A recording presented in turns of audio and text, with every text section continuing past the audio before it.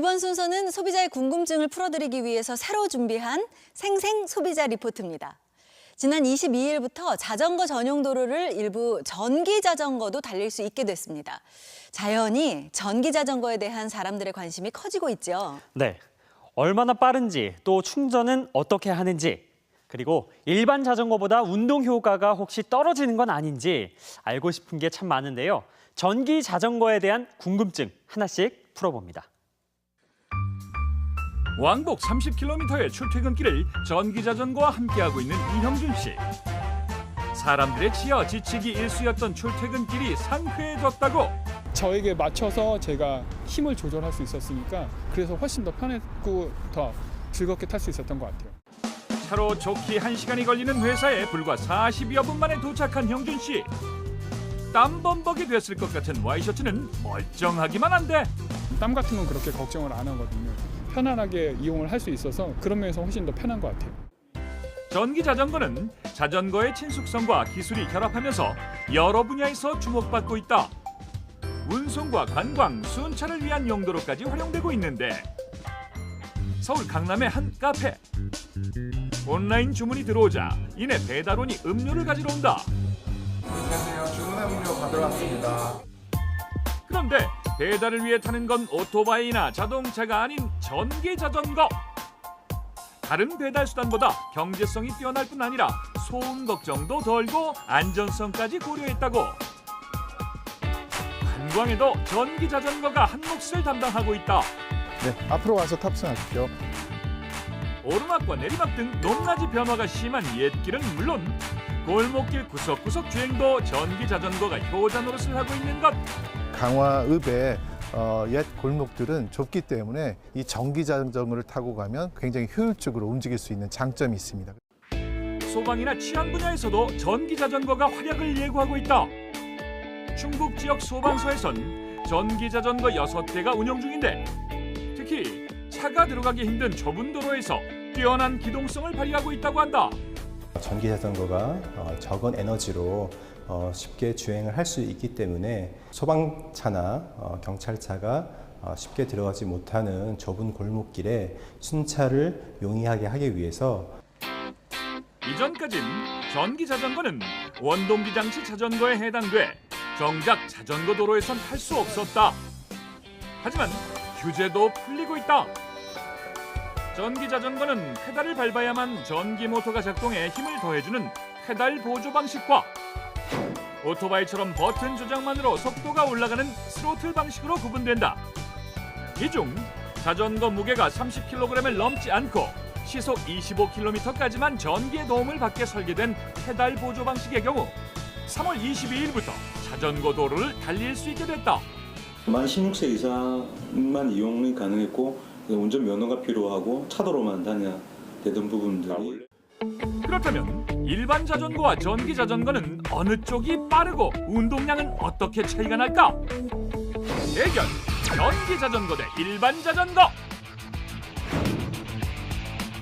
결전의 장소는 최대 경사도 11%로 악명 높은 경기도 성남시 하오곡에 13kg의 일반 자전거를 탄 전직 아마추어 사이클 선수는 승리를 자신했는데 파이팅!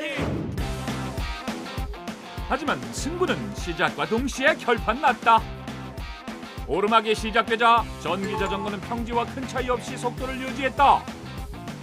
한 사람은 주변을 돌아보는 여유까지 부리는데 하지만 일반 자전거는 초반부터 오르막길을 힘들어하더니 앞선 전기 자전거와의 격차는 갈수록 벌어졌다. 결국 1.8km의 오르막을 오르는데 전기 자전거는 5분 30여 초가 걸렸고 일반 자전거는 9분이 넘어서야 겨우 도착했다. 평균 속도도 1.5배 이상 차이가 났다. 칼로리 소모량은 일반 자전거가 많았지만 그렇다고 전기 자전거도 운동이 전혀 안 된 것은 아니었다. 제가 무릎이 그렇게 좋지는 않은데 너무 편하게 잘 올라왔습니다. 그래서 뭐 땀도 안 흘리고 일정한 속도로 올라오는데 뭐 별 무리 없고 왔었고요. 너무 편했습니다. 전기 자전거 따라 올라오려고 했는데 많이 벌어지고 속도 차이도 많이 나고 많이 힘드네요. 한 보험회사에서 진행한 전기 자전거와 일반 자전거의 주행 실험에서도 결과는 비슷했다. 평균 시속 20km의 속도를 내기 위해선 일반 자전거를 탄 사람이 전기 자전거를 탄 사람보다 5배 많은 힘을 들여야 한다는 것. 동일 속도로 실제로 얼마만큼 힘의 차이가 나는지를 측정을 했습니다. 그러다 보니까 이제 일반 자전거는 지금 거의 한 178W 정도 힘이 드는 반면에 37W나 35W 왔다 갔다 해서 한 5분의 1 정도의 힘이면 지금에는 같은 속도, 그러니까 한 20km 정도를 달릴 수 있는 걸로 이렇게. 그럼 적게는 90만 원대에서 많게는 수백만 원대에 달하는 전기 자전거를 구입하기 위해서 먼저 체크할 점은 뭘까? 전문가들은 출퇴근용이라면 보관이 편하고 무게가 가벼운 자전거로, 산악용이나 레저용으로 타기를 원한다면 바퀴의 사이즈가 큰 것을 고르라고 조언한다. 바퀴 사이즈 같은 경우에는 이제 26인치 이상으로 보시는 게 좋은 게 오랫동안 주행하셨을 때 조금 더 안정감 있는 주행이 가능하시고요. 그리고 서스펜션 장치가 달려있으면 달려있을수록 오래 타시면 더 편안함을 느끼십니다. 배터리 용량 체크도 필수. 전기 자전거의 대부분이 서너 시간의 충전으로 50km 정도를 달릴 수 있다. 장거리 이동이 많다면 배터리 용량을 반드시 고려해야 한다고. 또 가장 중요한 점은 안전.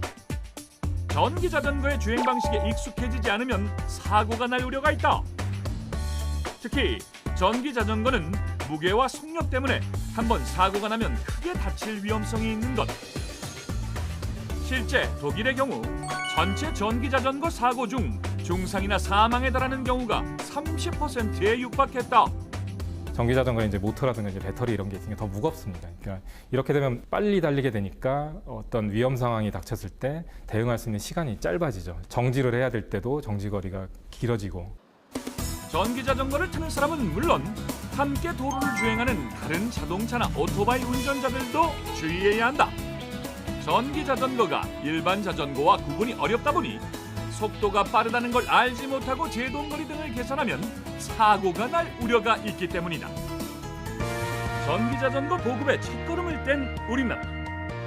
안전성 확보를 위한 제도와 시민 의식이 갖춰진다면 유럽처럼 친환경 미래 교통수단으로 자리매김할 날도 멀지 않았다. 네, 오늘 경제 매거진엠에서 준비한 소식은 여기까지입니다. 저희는 토요일 아침 8시 10분 알찬 소식으로 찾아뵙겠습니다. 시청해주신 여러분 고맙습니다.